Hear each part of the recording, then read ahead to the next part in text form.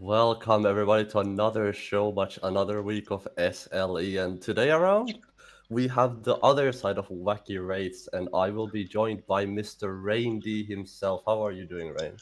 Perfect, perfect. It's a beautiful day today to cast. Finally, the rain in Sweden is over. Copium. I'm tired of it at least. So, hyped to watch some new League of Legends. The fourth show match of the split, from what I understood.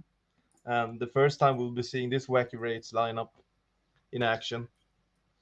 Exactly. We have seen the other side of Wacky Wraiths. This is going to be Wacky Wraiths Y for us today. We have seen Wacky Wraiths X, and I feel like last time around, I'm not going to talk about Wacky Wraiths too much as this is the counterpart of them. So I'm sure they have another game plan entirely in mind. But today they're going to be facing off against BLM.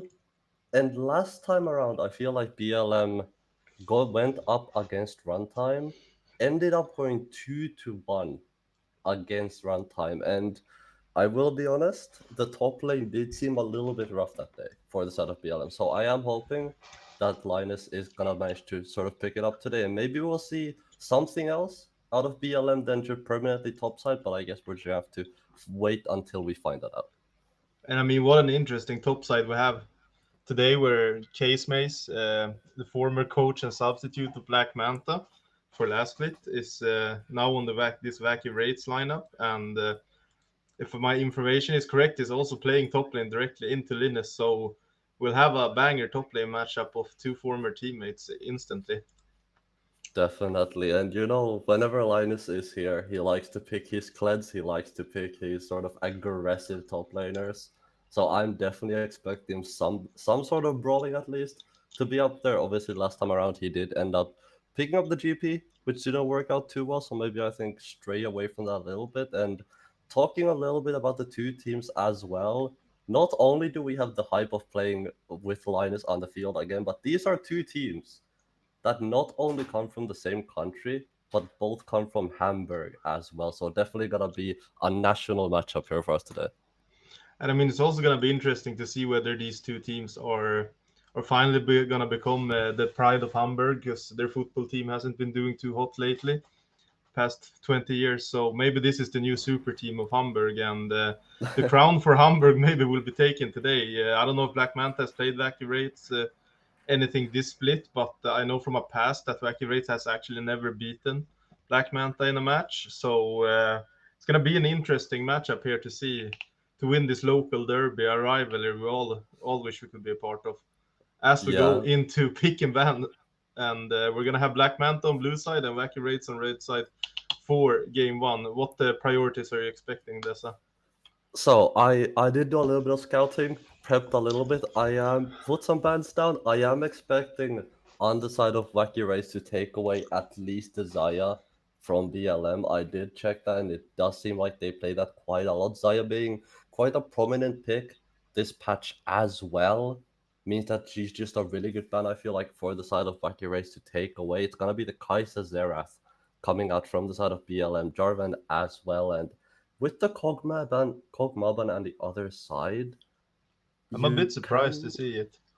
yeah, same. I feel like you can sort of, you have answers to Kog'Maw, Yeah. right? And the Zaya, there we go. It does get left open. It's gonna be first picked by BLM. And Sai is just such a strong pick right now, because it does a lot of these, or a lot of teams like to play highly dive or high engage comps. And if there's one thing that Saya likes, it's when people run into her. She's also a good counter into Kai'Sa, or one of the better ones. And I mean, Kai'Sa is banned, of course, but usually you want to have both of them off options or free. So be interesting to see. We see an Ash answer directly, also one of the best AD carries on this patch, long range, big damage, annoying arrows, a bit immobile, but nothing too surprising here from the first two picks. Ooh, but this might be a surprise Nafiri being hovered here. I would love to see that being locked in because I think we are yet to see that when it does come to these show matches. So I wouldn't be surprised if they sort of try something out. And we do have flat 3 games today. So no matter what, we will have 3 games, and they are gonna absolutely bait the living hell out of me. I despise that. I'm a hater already. It's gonna be the Rek'Sai instead of the Nafiri. And what do you expect as a response to this Rek'Sai? I mean, I would guess they go for something more tanky in the jungle unless they want to answer the early game. I think Rexa in this situation, blinding it this early is not that good. Saya already kind of beats Rek'Sai by being able to ult, and now Gragas is probably just going to provide disruption into it, and Rek'Sai is going to have to get early or going early to really impact this game. Yeah, I definitely agree. I feel like Zaya is definitely a champion that likes to be up against people like the Rek'Sai. Like you already said, likes to be the one who gets engaged on, not the engager. So it's gonna be, I think, a good time for the side of Black Manta here. Are you gonna be picked up as well? A good blind in the mid lane, and you should, I feel like, pick up something in the mid lane here. It's gonna be the Nico locked in, and I'm expecting a potential Rakan ban coming out of Wacky Race here. Obviously, Rakan and Zaya, the lover duo down in the bot lane, Well, with Rakan being as good as he is as well I right mean, they now. could look to R4 Rakan as well. Rakan is really good with what they're going for right now. They kind of have this pick slash dive comp, but it's kind of hard going into this Black Manta lineup. You have Gragas is a very good disruptor, Saya is hard to dive, and Ari is just very mobile in fights. So they're gonna have to execute these fights so far pretty well.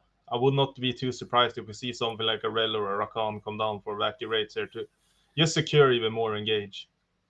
Yeah, and Rel being such a prominent pick, I feel like lately such a good champion, like you said. And Engage is something that do tend to see a lot in the support role. Enchanters aren't really played that much as they aren't just as good as having that Braum, that Nautilus on your team. Speaking of Nautilus, a champion that has still yet been banned away, it's gonna be the Blitzcrank coming out. And considering Caliber's performance last time around in that game number 3 against Runtime, I'm not at all surprised to see that hit the ban table. And I mean, it's so interesting you see in Caliber a former very top tier AD carry in SLE doing the Swen where he swaps to support, joins Black Manta and kicks Elrat out of the team. Though, to be fair, Elrat is back today playing mid lane, but it's definitely one of the more interesting roster moves in this offseason, seeing Caliber move from the AD carry position to support. And it's going to be interesting to see what they can pull out now that the Blitzcrank has been banned. And the pool is there's 3 support bans already here in the second rotation. Yeah, definitely. Like you said, Blitzcrank was taken away last time around against Runtime. He did end up running the Rakan in one of those games. Nautilus is still on the table. I feel like I wouldn't mind see it locked in here. Nautilus just a very good champion. But with the Ash Milio in the bot lane, that is a very, very oppressive bot side coming out of the race as Ornn is gonna be hovered here. And so far, I'm seeing a lot of disrupting and I'm seeing a lot of CC on the side of Black Manta if this Ornn is gonna get locked in. I mean, this is such already looking quite hard for Wacky Rates to play. The Rexa is not going to have like any easy targets to get onto. Nico is going to have to find really good like flash downs or flash ults, and the Milio Ash kind of feels a bit out of place with what the rest of the team will look for. I mean, we still have to see the support pick for Black Manta. It looks like Alistar is being hovered here, which I mean, it's just another pick that just makes life hell for Rek'Sai even further. So definitely a very strong draft from Black Manta in answering the Wacky rate so far. It's going to be interesting to see what we'll see on the top lane here.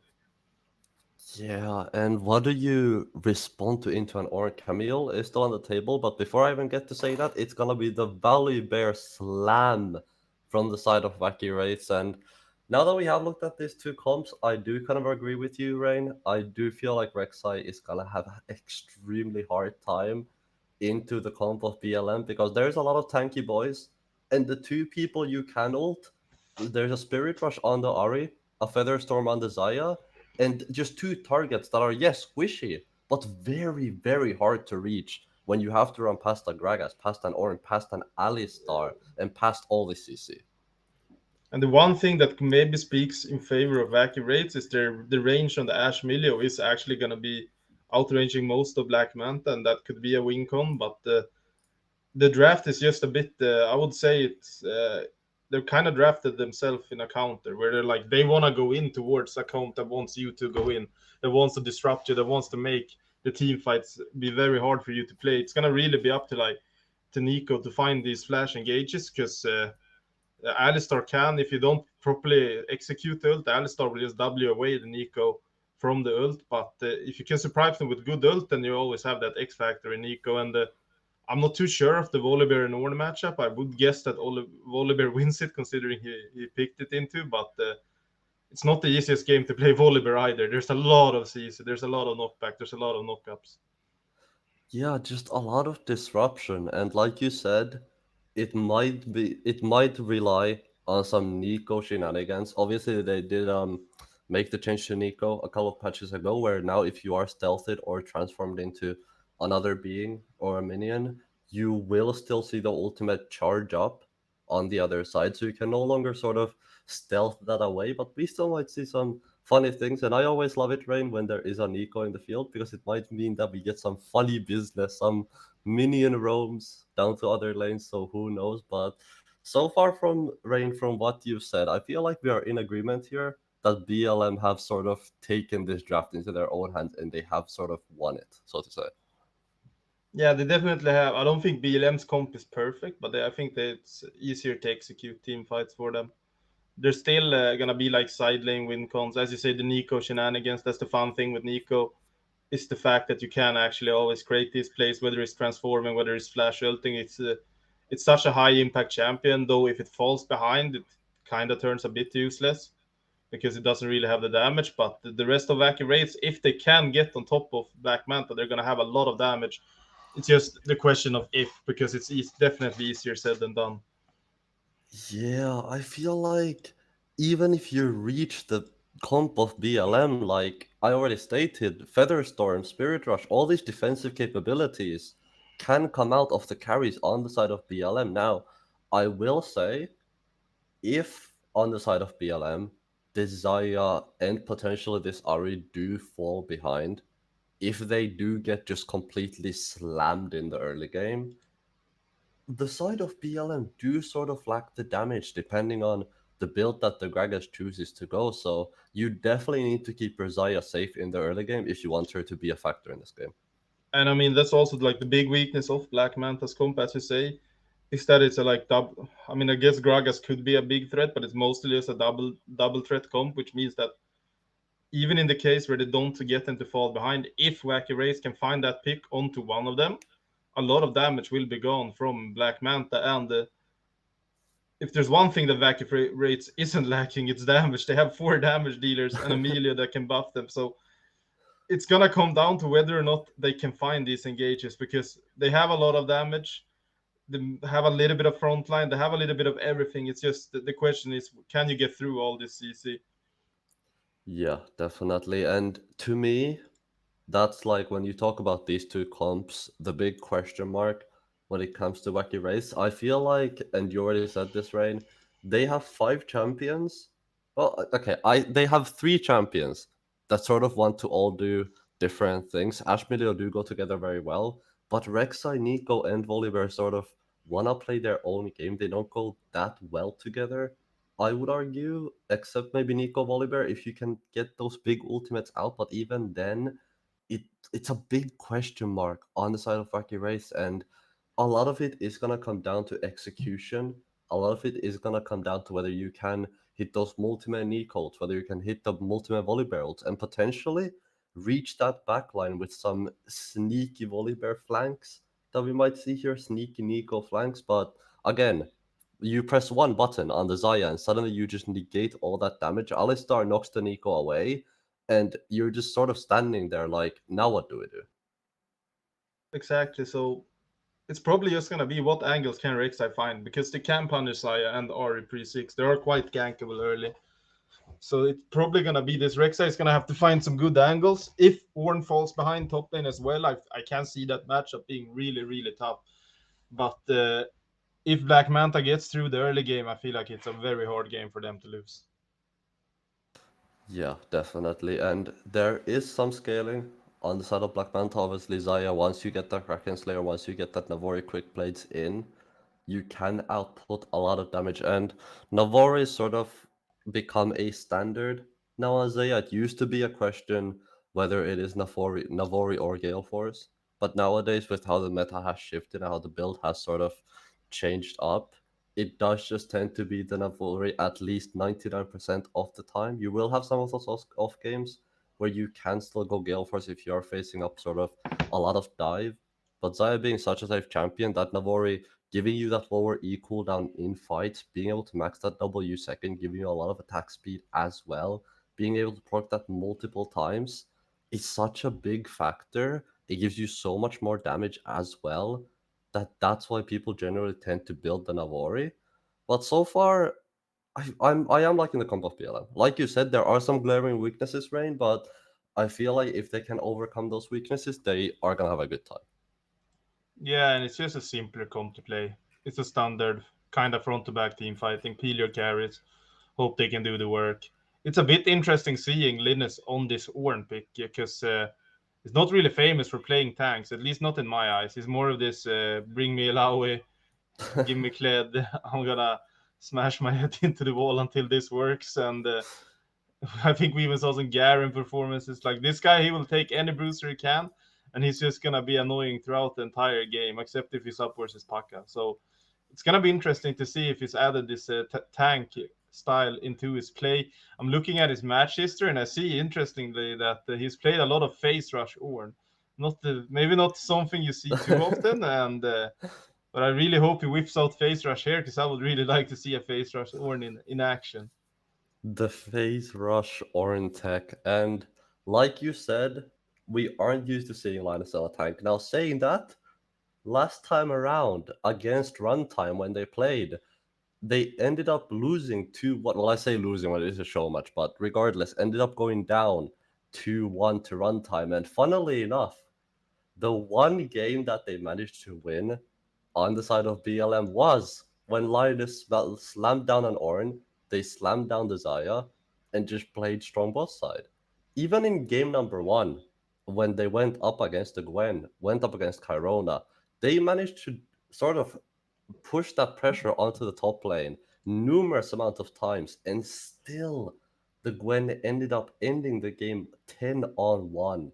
So definitely I feel like BLM are trying to shift away from just having Linus as the carry, trying to shift away towards that bot lane, because that is actually where sort of the meta lies at the moment regardless. So maybe playing more towards the common strat that we see nowadays.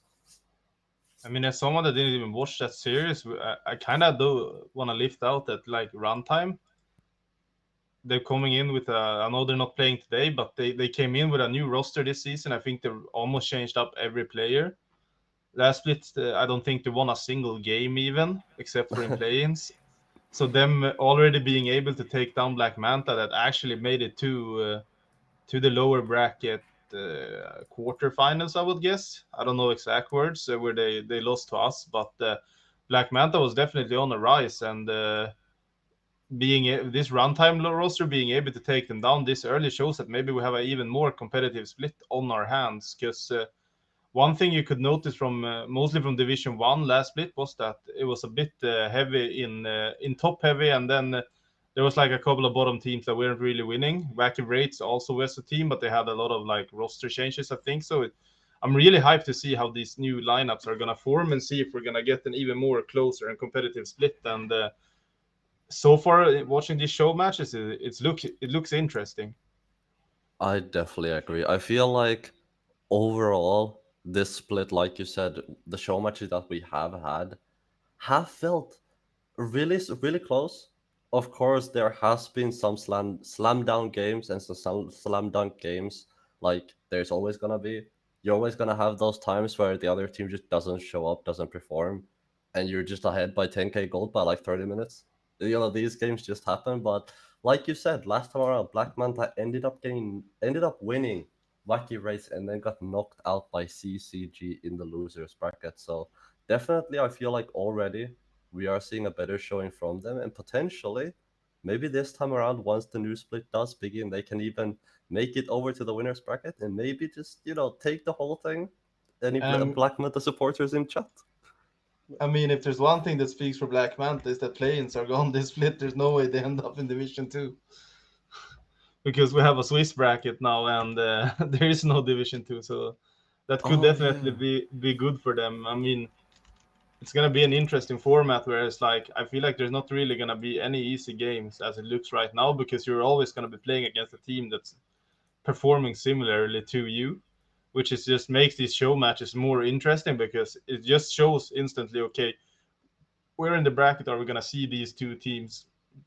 So far, I think Black Manta has had an up and down spring or like preseason in the show matches where I feel like they played good in some of them and they had tougher in other ones. We have Gucci that has been a bit up and down, but I think that the Gucci Jin had I think it was Gucci Jin that played versus Wacky Wraiths last time, and they had a really good or strong performance versus them. And we have the rebranded CCG. We have some other teams also coming in, so it's gonna be an interesting split, I hope, and hopefully it's also gonna be a split with less pullouts from the teams. Yeah, hopefully. And like you said, I feel like, and I hope at least for me, that we do have some closer games, as we do have a little bit of a technical pause at the moment, so we might take a little bit to get into the game. But don't worry, me and Rain we will keep you entertained. We'll keep you out here interested. And so far, like you said, Rain, has been some very close games, and I want to hear some predictions from you. I want to hear what you think the score is gonna be by the end of the day. Between these two teams, Yeah, this is hard because I think Wacky Wraiths last split was the worst team in the league at the end because they lost a lot of players and changed up the roster for. But today they're playing I think they're playing a different roster. I think it's the other Wacky Wraiths bot lane playing. I'm not wanna say too sure, but I believe so. I would be surprised if. I would be a bit disappointed if Wacky Wraith doesn't end up taking one game at least. But I believe Black Manta is gonna win at least 2-1. I guess the X factor is Elrat, is a support main usually. It's on the mid lane today. It's a quite different role. I think he can still pull it out if he can get these like more easier champions such as Ori that maybe doesn't require too much mechanic or like you don't really need to know to play mid lane too well to play Ori because she's quite simple in her patterns in like what she does, and I think that's where Wacky Wraiths has to punish today in the mid lane. Yeah, I definitely agree, and we will be getting into the game in just a moment. Don't you worry, guys. But yeah, I definitely agree. I feel like on the side of Black Manta, it's just they have shown, I feel like, some really good moments. They have shown that they can compete with some of the, I want to say, top teams out there. Runtime is, like you said already, last split didn't really show that well, but they look really good coming into the split. The Showmatch that they played against Black Manta, I feel like they looked really good, especially towards the top side. So there are teams that can take that away from them, and there are teams that can compete with each other to a higher level that I feel like we did have last split, which does, I feel like, benefit a lot more. It benefits us a lot more, and I feel like it benefits the league a lot more. And I also see now that we actually made it into the game. We had too many, or at least I think we're in the game. At least I can see it. And we see that no shenanigans seems to have happened early game. We have a early push from the Wacky Wraiths bot lane onto this Xayah and Alistar, which is quite to expected. Wait, they don't see the game? Oh. Oh, my bad. Yeah, but like you said, we have gotten into the game, and what do you so far are seeing here coming out of early game? I mean, so far we don't really have anything too spicy happening, and I mean it's just gonna be up to what angles can Rek'Sai find, because Rek'Sai is really gonna have to be a difference maker here in terms of can she make an impact onto the game, because Gragas will outscale if Rek'Sai doesn't get an early lead. Yeah, definitely. And we're already seeing the Rek'Sai path down towards bot lane, maybe looking for a gank towards mid, but with how many minions, Yusjin has to hide. No charm will be landing through those, and with Robbery making his way down towards the bot side, the wave already being pushed in, I don't see any way this Rek'Sai has a play down here, but Rain, we might have ourselves an early crab fight, because not only is Robbery around here, but so is Maybe. Yeah, and the scary thing for the Wacky Wraiths bot lane here is they're kind of forced to sack a lot of pressure here. Rek'Sai interesting is going for the full clear. Gonna be hitting level 4 here if my math is correct, but the question is, can they do it before this crab goes down? We see maybe it's just gonna pick that up, and we have crab going over early onto this Rek'Sai or onto this Gragas, and interesting to see a full clear from the Rex as Robbery looks for a mid lane, but I would be surprised if he finds anything in this position. At best, maybe he can cancel a back. No, he doesn't even go for that. So, interesting start, but not too much action except for the bot lane of Vacuum Wraiths with a big CS lead, but so does Usagin on Nico also hand. And I'm not gonna lie, I am a little bit surprised to see how big the CS lead is towards the bot lane of BLN. Yes, you have this wave coming in, as which is taking a lot of damage here, but with the knockback from the Alistar, should be we see fine. Fire Frost, they're actually gonna pop the ghost. He's gonna chase onto Caliber here. They're gonna land the knockback, but as we see from the top side, we have Gragas coming in. The question is, can they kill Caliber in time? Caliber is gonna go down, but he's gonna actually live on one and get the root onto Fire Frost. And maybe it's just here to flash in, but Caliber is gonna get the knockback. The first blood onto Switch, and surely Nenro on his Emilio is gonna go down. Actually, he gets away, and you have to question, was that actually the correct play from Wacky Wraiths chasing into the minion wave? They not only lost the minion wave, they also got killed now, and Nenro is going for a risky freeze here. Risky freeze, life will go down. He's gonna get punished again. And the barrel. There's some definitely some interesting decisions so far of the Wacky Wraiths bot lane. They now find themselves in the top lane. We have Casemate is showing you that maybe you should have been the sub this split and I should have been the starters. Casemate is getting a solo kill onto Linus. 5 minutes in, and we have from no action at all to a full action. And we thought this Rek'Sai would be the one with early priority or finding this early place, but in the end it looks like Gragas is going to be able to find the kill onto the bot lane. We see Chivisin also getting a kill, and they're both ahead in gold through kills and CS already 5 minutes into the game. The solo Bolo coming out of the top lane. K's already showing Linus that Line should have been the one on the carry champion. With that, Orin can't do much against the Volibear in the early game. Already you see a 20 CS difference. We see Caliber with a clean combo, almost hitting it there. We see Elrat is gonna dive in, but it's probably gonna be a flash out from Usagin, and the charm just barely misses, and yeah, the execution maybe not perfect, but it's high for us casters. We see Robbery, maybe this is where you can find the angle. It's gonna get onto the Elrat's flashes, and we're just gonna handshake both flashes here in the mid lane, and yeah, Rek'Sai doing his first gank. Do you think he's happy with the results? I mean, getting a flash is good, but getting your first gank into the game 6 minutes in as a Rek'Sai feels a little bit late to me, as the Dragon Doctor started up here by the side of Wacky Wraiths, and we'll see if BLM spot lane can say something about it. Yeah, it looks like Caliber does not want to give it. He's gonna hover around onto Robert. The dragon is getting low, but maybe he's here. He's gonna dash over the wall. Who can secure it? They're focusing Robert. He's trying to burst it. It's a 1k, 700. And Robert secures the dragon. He gets the heal onto the flanks. And no way is Wacky Wraiths gonna be able to run out from this. It's never is gonna go down for sure. But if you're Wacky Wraiths, you kind of take that, considering how bad that looked at one point. And Nenro is gonna go down to Chiwi here, but the dragon over to Wacky Wraiths. Wraiths getting away with absolute murder. Elrat is gonna be forced to just walk around all the way towards the other side, and I feel like Wacky Wraiths, like you said, are very, very lucky to get out of that with as little casualties as they did. And a lot has happened in this past 2 minutes, and we might see even more as cases. Oh, he misses the charm. It's a dive under, and Elrat, they're punishing this flash, but maybe it's here yet again. I don't think he's gonna be able to do anything at this moment of time, but maybe it's been kind of everywhere so far. But Casemate, what a solid start to his top lane career now, and maybe the Black Manta fans is gonna be itching their heads wondering why is Linus not on Wacky Wraiths instead of Casemate.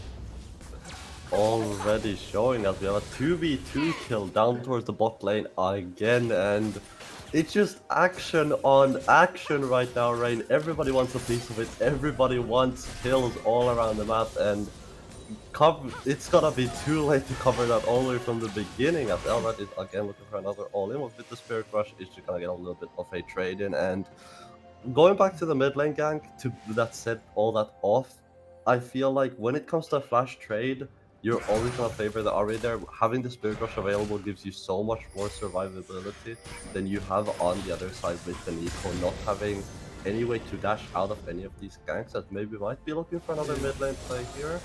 We're gonna see if Caliber can get his combo down now. He's practiced once. Maybe he can only need 8 minutes of Alistar to hit the combo. Nothing is gonna happen here, it seems, but they're gonna look for the Herald here already at 850 for Black Manta, and it doesn't really look like Wacky Wraiths is interested in contesting at all. They prefer the Dragons. They don't really like this purple Shelly, and instead we have a neutral objective trade here in the early game, and I think Black Manta is gonna be quite happy with getting the Herald instead of the Cloud Dragon.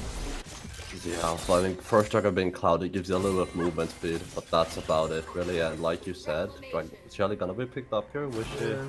Yeah, and like robbery in the bot lane, he's gonna just straight up get the flash out of the Saya, and I mean he's not getting any kills, but he sure is a flash machine. This Rek'Sai he keeps getting flash left, right, and center. If only flashes gave gold, this guy would be hella rich by now, and.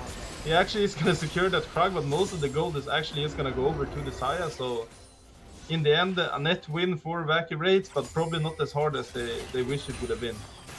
Definitely not, and Wishy not having flash I feel like isn't the worst deal in the world. Linus again take a little bit of a beating up towards that top lane. That's sort of how you expect this matchup to go towards the Volibear. You do expect him to have more damage than the Ornn, especially in the early game. Whether we see that change when some items come through is a question left for the later stages of this game, but Wishy without flash isn't that dangerous considering you do still have that Feather Storm. Yes, it's on a couple minutes cooldown once you do end up using it, but still up for the time being, and we're already seeing Yujin move himself towards that bot lane, and this is where the Nico shenanigans begin. Let's hope that Wishy can count this minion wave, because if he can't, this could spell disaster.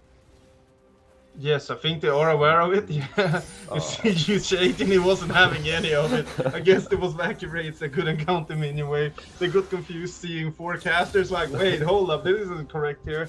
Something is wrong with my game. And I mean, the play is kind of vanishes out. We see Staging using the W aggressively. They're getting a Q onto the area, and we're seeing this mid lane CS lead already from the Nico. It's up 20 CS at 11 minutes. At the same time, we also have Rek'Sai is up in CS. And surprisingly, bot lane after that disaster early start is also up in CS now. Yeah, and taking a look at the gold as well, it is the bot lane on the side of BLM that is ahead by 400 when it comes to this AD carry. Support gold is what it is, but you see towards the bot lane, Cage is gonna go in. He goes in, but he's getting kinda low. He's gonna get the ult onto Linus, but surely this is hard. Look at the heal from Volibear though! Kingsmate, he's had enough! He's gonna show Linus, I'm not gonna give you any edges here, and both of them are gonna trade flashes, but what a heal from Volibear, I swear to god, that must have been closer to 400. How much HP did he just get back? I could have sworn it was at least 300 plus, if not, like you said, in the 400s, and you can see that Case knows he's champion. This isn't some Volibear that was first pick for him because of the matchup. You can see he knew exactly the health that he was trying to get back. Almost got a kill with it. Linus ends up having to just run away back onto his hidey hole. Shelly's gonna be popped over to his mid lane here. We'll see if Elrat ends up picking any Robbery, making some aggressive moves. He's gonna jump onto Elrat. This is an Ari that has to blow the flash. He has no ultimate up, and the Rek'Sai is gonna get the kill, but he's just jumping into the straight arms. Oh, look at the flash from the Sage, and he's gonna get a 2-man ult, but there is just not enough damage. Robbery is gonna fall, and the question is, has Wacky Wraiths speed up a bit more than he can shoot? Linus is gonna teleport, and it's gonna end up being a 2-for-1 for Black Manta, and the Dragon secured. Dragon gonna be picked up. It's a disaster for the side of the Wraiths, and so far it only looks like the lead is towards the top lane. Yes, there is a CS lead over towards the bot lane when it comes to the Ashe Zaya matchup, but already Kraken Slayer picked up the counter looking for combo on Firefly. And surprisingly enough, he's gonna hit the combo this time, but the question is, what do you do after the combo? You have really anything to go onto this million. Caliber is gonna flash, but surely it's gonna go down. Flash in from Fire Frost, can he catch maybe use the body slam already? He's surely gonna have to at least blow his flash here. He has the lethal tempo slow this time, but look at that Gragas barrel slow. That must have been completely full with beer considering how hard that slow.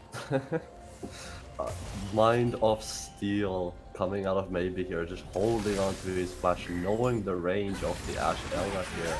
Spirit You Rush thought not the action was available. over? Okay, I guess it was. It's over for now. And I mean, I'm surprised. I'm surprised to see this much action. I'm just mostly surprised is the Gragas creating this action or Caliber's insane combos. It's either one or the other. Linus is gonna call down the Forge God here, try to go onto Casemate, but we know how this fight is gonna end. Casemate is gonna take a chomp and then another chomp and then back to full health. I think that might be the first time I've casted and seen an Ornal to be used just for pure wave clear. Manages to pick up the wave with it, yes, but it's gonna be a long cooldown on that call of the Forge God. And like you said, not gonna create too much pressure. And so far, with Wacky Wraiths having the gold lead, it is mostly towards But that top lane. look in bot lane here though. Visagin is gonna teleport in behind onto the Saya. We can't see it exactly yet. Here it comes in. The ult, the roots from the Nico, and the cleanse is gonna come out. But do they have enough damage? Vici is actually gonna go. Here comes Maybe again. He's on the right place again. But the answer from Case Mason. If you're Wacky Wraiths, you can't be too happy with that. You invest 2 teleport. Never mind. Case Mason says, we're going in. I'm gonna stop this tower from hitting us. And they're gonna pick up Caliber. Is barely gonna run out, but they invest 2 teleports onto this. The question is, can they get a tower from this to get any more gold? The answer is no, because Maybe is here to maybe save the day for Black Manta.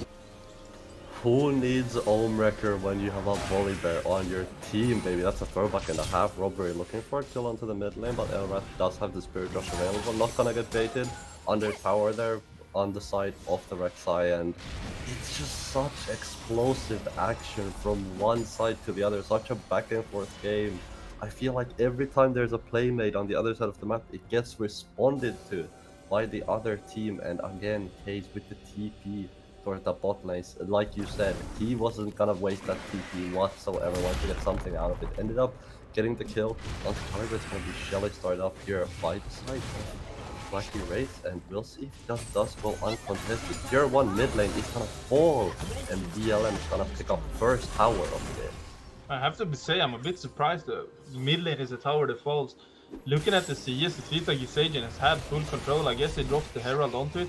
Meanwhile, we see Black Manta, they have spotted out Wacky Wraiths, but the question is, do they have anything to answer with Calibers on a big flank?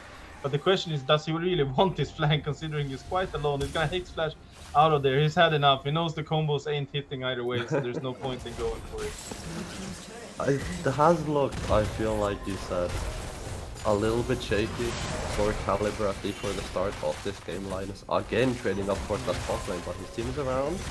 But the question is 3 people enough? We're finally gonna see an aggressive Warden use this time on the ult. He's gonna get the Nocturne up onto the Case Mason. This is a Volibear without his ultimate up. He's gonna flash out, but I think Maybe has enough chase. Look at that barrel. It's gonna knock him out from the shield, and surely Case Mate's go down. It's a shutdown for Linus. Solo, get wrecked is what Linus is thinking in his head. Definitely no jungle impact there, and maybe this is the kill that they needed to shut down this Volibear a bit. And this is where, if it was solo queue, Robbery would be spam pinging his top laner right now, but Eugene looking for a trade onto the mid lane is again trying to get something back. TP burned here as there's a dive on the off lane. We see Robbery is probably building up a bit more than Kishu, and it's just so interesting seeing Elrat and Usagin swapping sides of lane. Elrat hovering towards the red tower, Usagin towards the blue tower, and in the end they're gonna drop the Herald for some reason here. They're not even looking to push. Robbery is just gonna run straight up onto Linus beside. Yeah, I had enough. Get me out of here. And this is a weird change of events. They're dropping the Herald, just giving free gold over to Black Manta, and if that's not enough, Robbery is just probably doing a daylight robbery here and giving even more gold. And the question is, maybe he's been paid for Black Manta, because I don't know what was going through his head there. I will be honest, I'm not sure what he was thinking entirely. Firefox looking for a little bit of poke here onto the big cow over at Botline River, as the Drake is gonna be taken down here. It can flex on our hands. You've been... When we see Caliber, instead of going for the knockup, he's learned. He knows if he goes for the Q and then the W, there's no way he fucks it up. They're gonna blow Usagin's flash here, but I need to know, man. Please tell me, explain Robbery's thought process. What was going through his head here, do you think? Never mind, you don't even get a chance to answer because guess what? We have more action. Robbery is had enough. He wants to fight. He wants to pick up this kill onto maybe, and somehow this all sequence ends with Robbery picking up a kill after that early play. I don't know how it ends with the Rek'Sai dying and immediately coming back and picking up a kill, but this has been one wacky game that the Wraiths have put out here for us today. And like you said, not entirely sure what was going through Robbery's mind. He did have full vision, he did know where they were. Case is gonna be charmed up towards that mid lane, but this Volibear, I feel like having that Iceborne goal, I think doesn't entirely mind. Ultimate He's coming actually out. gonna go for the diver, and this looks a bit aggressive from Chase, but sure the tower doesn't do any damage, but Caliber is gonna do damage. It's perfect. The art of Alistar combos at this point. They only needed one game. Robbery is here.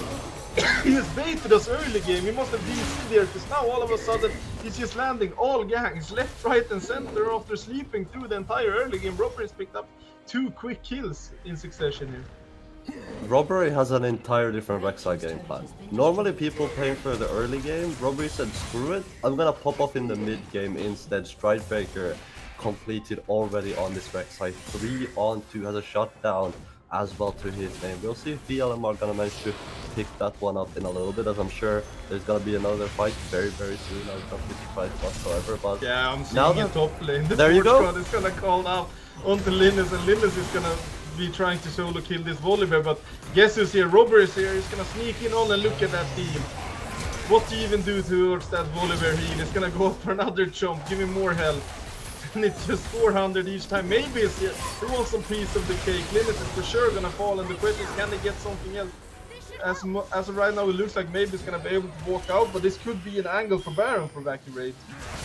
Baron gonna be started up here. Now keep in mind both mid laners having TP up down towards the bot lane. We'll see if they get channeled up here. Maybe it's already sleeping, looking. I feel like this is gonna be another fight on our hands. Yes, and you have to look to Sage, and he's teleporting into the split now. He doesn't really have a... And then Charm lands onto Nenro. The Milio is gonna go down, but look at the knockup from Sage, and he gets a 2-man knockup. The Grand. Surely this is a win fight for Wacky Wraiths.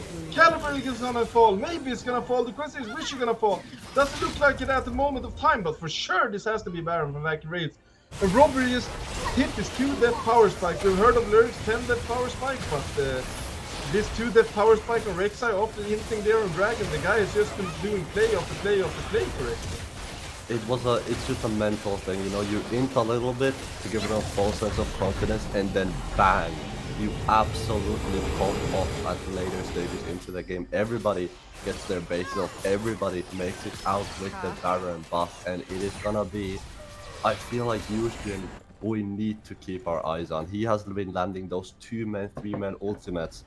To me, what I feel like every fight, forced out a couple of flashes as well, and already 2 items on Cave Maze. Spirit Visage is finished up, and if you thought he was healing before, just wait to see how much he heals now with that increased healing coming out from that Caliber. Looking in the mid lane, I feel like this mid tier 1, if Wacky Wraiths want to play the game, if they want to open up the map a little bit more, they need to try play for this mid tier 1. They need to try take out the tower, because this is the lock that is keeping the rest of the map locked away. As we have a little bit of a pause coming through, and what a game we have as game number 1, Rain. What a game. I mean, I do have to say though, I'm a bit disappointed at Black Manta. I feel like they've had Usagian has landed some good ults, but a lot of the times it just is like, it hasn't even been from a flank. It's just run straight at them, and they're just sitting there like a confused Pikachu and just thinking, oh, what does this ult even do? Like, come on, you gotta know what that Nico ult does now.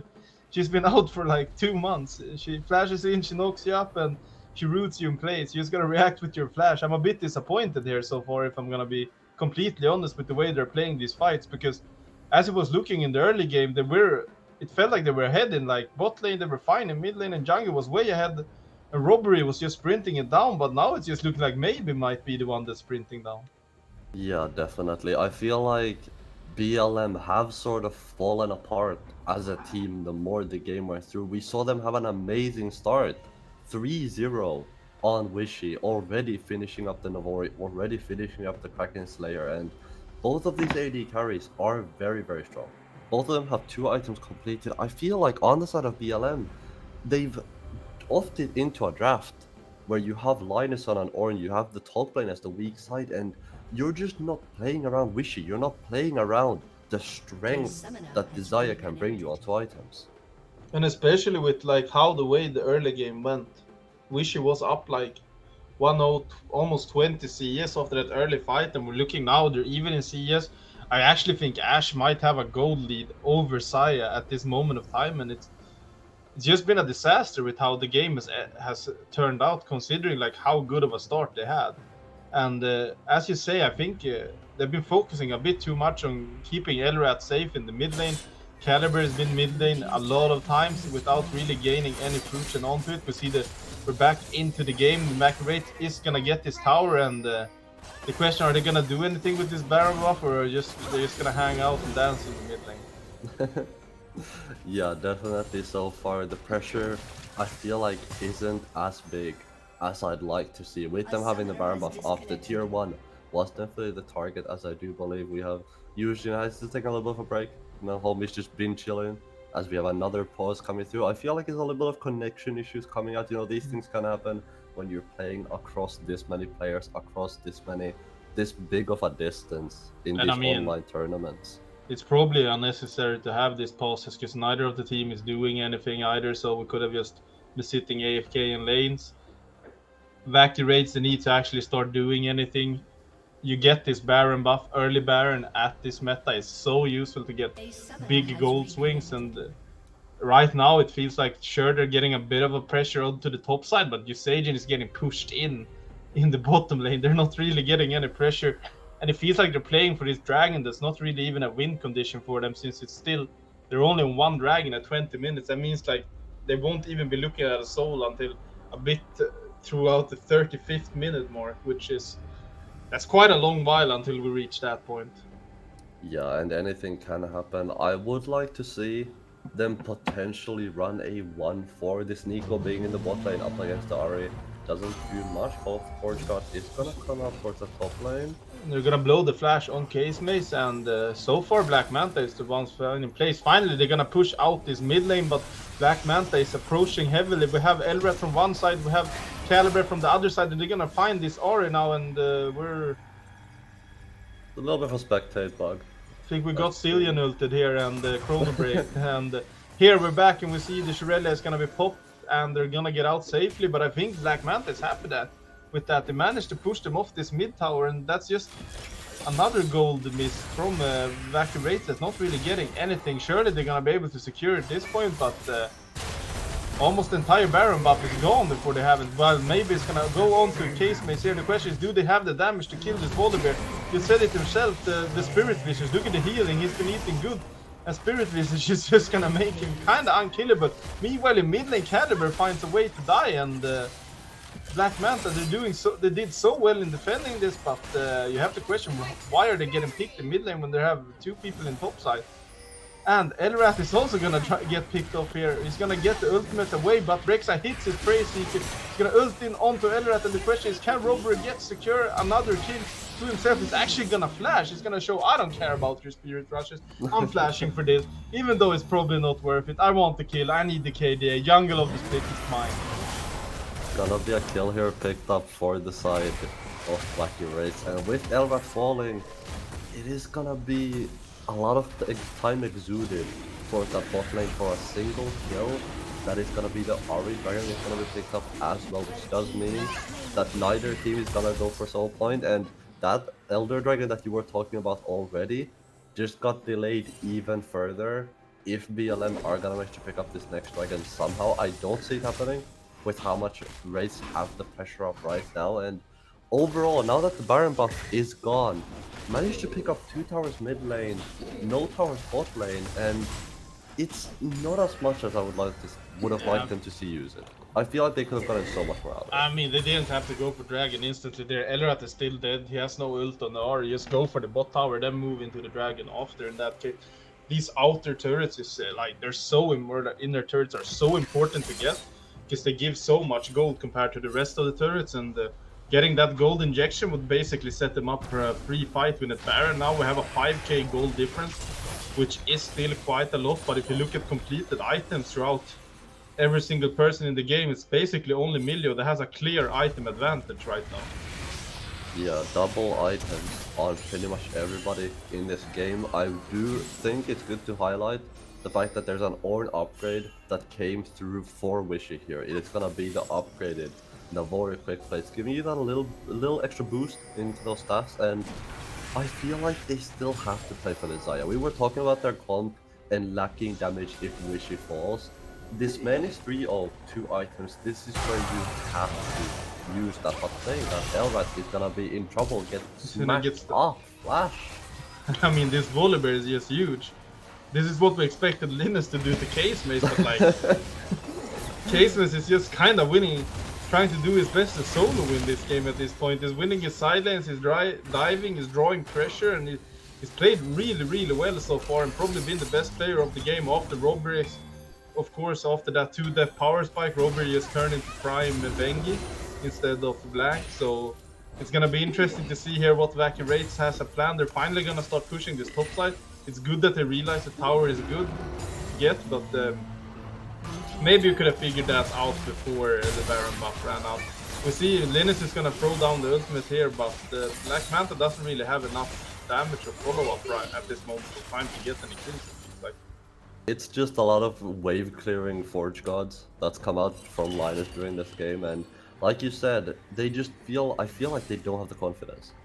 The side of BLM, they've looked so disjointed during this, I feel like mid and late game. Like you said earlier, early game looked fine. Yujin is in the middle of a lot of people here, but that's just a clone. I was bamboozled as I thought it was the real Nico there, and not gonna be able to get caught out this time. But like you said earlier, 7,000 gold lead. It has ballooned 3,000 since we checked last time, and a lot of that gold, I would imagine, is on Case Mace. 3 items on this Volibear, and this begs the question, does anyone on the team of BLM have the damage to take this guy out?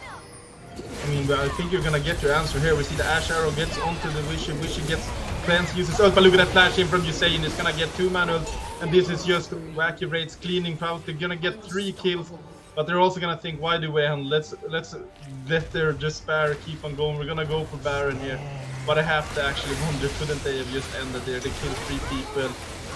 The Irish sure has a bit of wave clear, but so far behind. Baron is obviously never wrong. It's a good play, but as you say, Black Manta looks so disjointed. Why are 3 people in the jungle face checking when the other 2 aren't even on the map? I'm a little bit surprised to say the least. I agree with you, Rain. I feel like you could just walk on over to the mid lane and completely ended the game. But like you said, Baron, not a horrible option nonetheless. 10,000 gold lead here for the side of the Wraith Dragon will be coming up soon. I'm sure they're gonna go for that too. They want all of the neutral objectives to themselves. As we gonna go for show off here from Elrod, just walking up into the heavens and gonna be heading back on into the base. But I feel like, Rain, I hate to say it, but I don't see Wacky Wraiths losing this game whatsoever. Yeah, as it looks right now, I'll be quite surprised if they lose. It's always possible in SLE. Who knows? Caliber might hit a good ult. Instead, it's gonna tank a good ult from this Ashe, and Wishy is gonna go down. Caliber is gonna go down. And surely this time they prioritize the end over the objective, even though I wouldn't be surprised if they do back off and get this dragon instead, because this Chemtech so is really important to secure in 5 minutes. Yeah, it's like the best soul in the game, like, of course, it's giga important, but I feel like the game might be a little bit over. Case might get one last shine. You see Linus is gonna throw his ult, the mini wave is gone, but just look at his Ash. It's so hard to get onto Case, but he's just gonna jump in, he's gonna dunk, he's gonna do his best cosplay of Dunk Master Darius. Sadly, he doesn't get any resets. And somehow, some way, they're actually holding on, Black Manta. 3 versus 5. Caliber is back up, Wish is back up, and the Wacky Wraiths just doesn't find the angle to end. They're gonna get 2 inhibitors. Are they gonna look for the end? It looks like they're gonna back off and get this dragon. No, they can't decide. Dragon 4. Usagian gets another big ultimate, and that Nico has just been so insane. So far, Caliber is gonna look for a knockup, but he doesn't even make it to the Ash. And just look at that Milio healing. Look at the damage, and we were worried about the disengage, but they just found the damage. And you say, you know, this Nico, these ults have been completely insane in just tearing Black Manta apart. Another huge ultimate coming out of Usagian, and it's gonna be Wacky Wraiths who are gonna be taking game number one. And I'm gonna be honest with you, Rain. If this is how the X play, if this is how the Y plays compared to the X, I am liking what I'm seeing, at least coming out of game one. And you were talking about the Nico ult, but I'm gonna ask you straight up: do you think Usagin is MVP material here in this game, or would you go ahead and toss it to somebody else?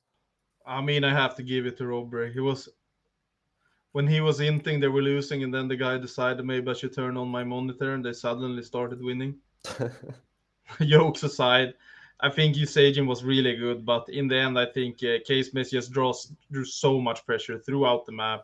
He got early solo kills, and they just always had to have persons onto Casemace.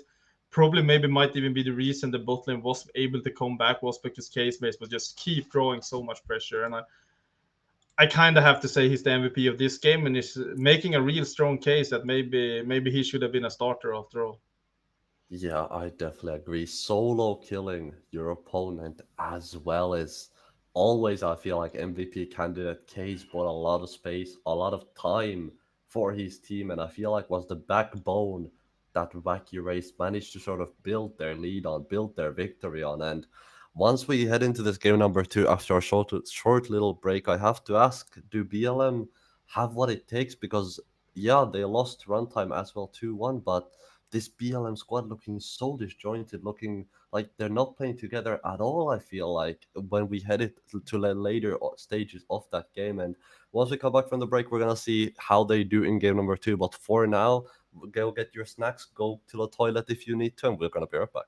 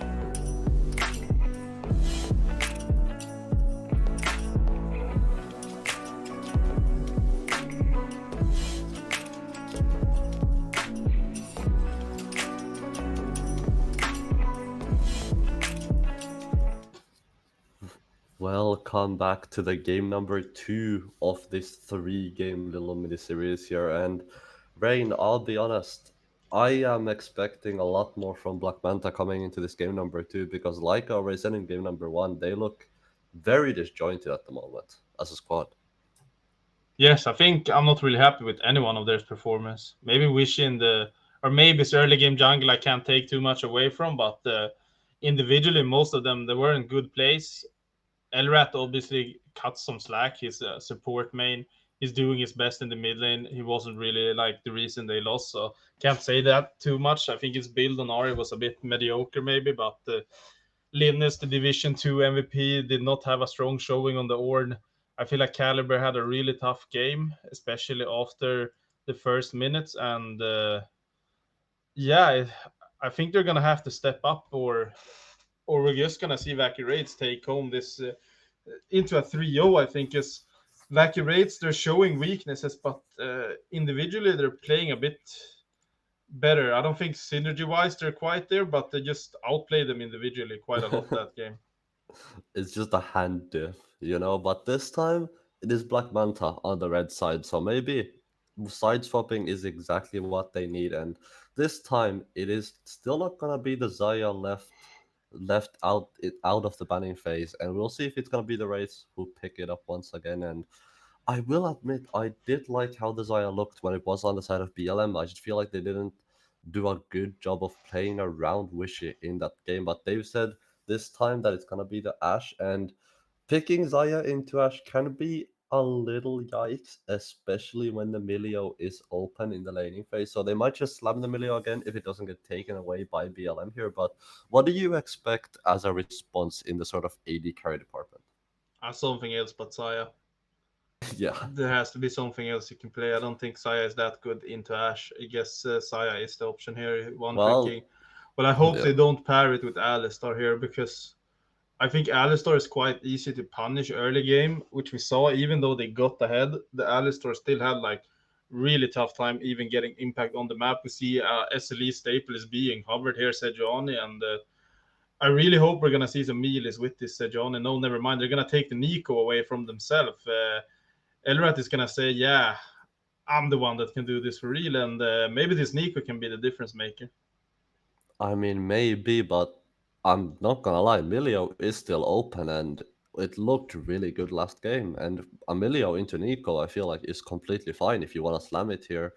If it does end up getting picked up, if not, you do still have things like the Nautilus that you can pick up that are left open. If you're not blocking in support here, it's gonna be the Scion slam onto that top lane coming out of the race. And I feel like it's gonna be a mid lane pickup. They might leave support for second rotation, which might leave the Milio ban open on the side of Black Manta. And like you said it yourself, like I said it before they locked it in, I'm not a huge fan of the Zaya. And with the Sion as well, yes, once you get enough items onto the Zaya, you can definitely kill that Sion. But Zaya not known for her ability to take down tanks. It's gonna be the Oriana in response to the Nico. I mean, we're seeing some weird draft priorities here, like completely different from last game. We have a Sion blind pick already.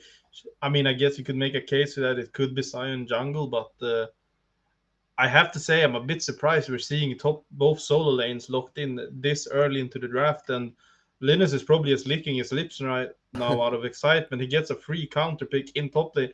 He's gonna decide, yeah, guys, I'm not doing Bruisers this split. I'm gonna be a tank main this split. I'm gonna go with the Cassante, the most broken champion in the game, and I'm liking what I see so far from the Black Manta. I think once again they have a quite strong draft, whereas it's a bit hard to see the identity so far on the Wacky rates, but we know last game that the draft wasn't really the biggest difference, if we say that.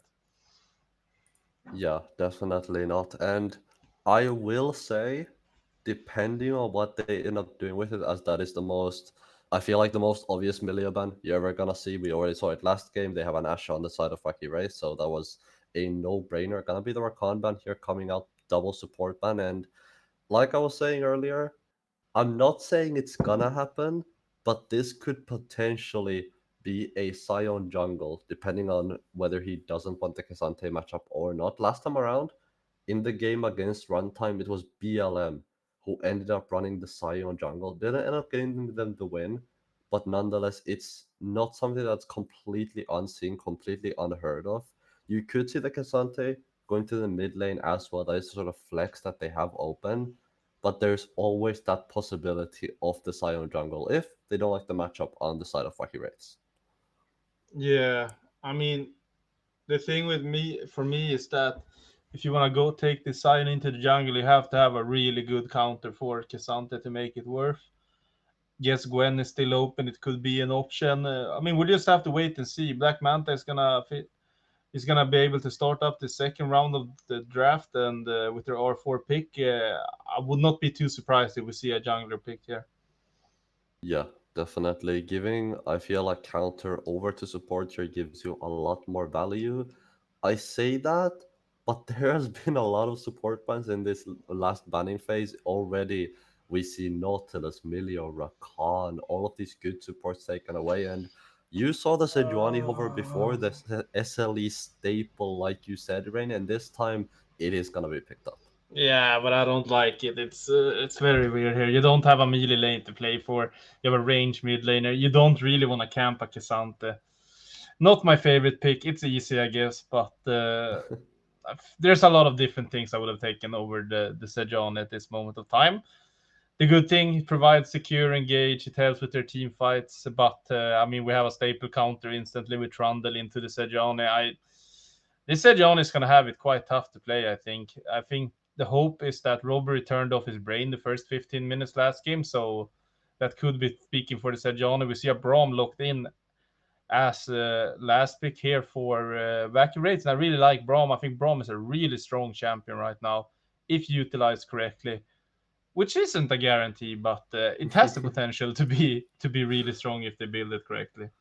I feel like in SLE it's never a guarantee, as we could potentially have something funny, as this last locking bot with Danavia Hover might be going into the support Nico agenda on the side of Black Manta, as it's gonna be locked in, and we'll see who ends up down towards the bot lane. Could be the Nivea, could be the Nico. Obviously, at this point nothing is confirmed, but like you said, I'm a big fan of the Brawl pick as well, especially when you pair it up with the Ash, having that slow on those Ash autos means that you just can catch up very quickly and just get that 4 stack passive very quickly as well. And looking on the side of Black Manta, I don't see a whole lot of Sejuani value here. You have the Cassante, but literally that is it. You have I three mean, other range champions on your team.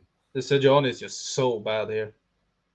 Like, you're Yeah. basically playing without a passive.